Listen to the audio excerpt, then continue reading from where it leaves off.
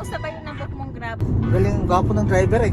Here are 6 steps to convert your Philippine driver's license to Singapore driver's license.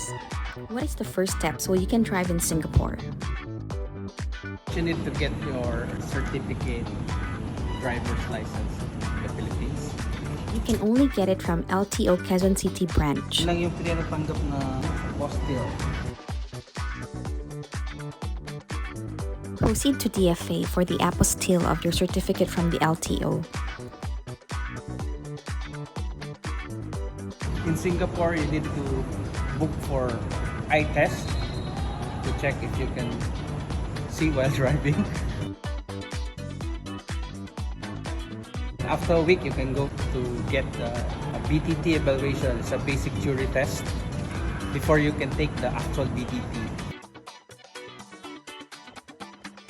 After a month, you can get the BTT exam, but you need to book a schedule. After passing the BTT, you can go straight to police and pass all the documents. Then at the same day, you will have your license if you have all the documents. Electronic driver's license will be reflected in your SingPass account within the day. Enjoy driving! Watch out for another video on using GetGo.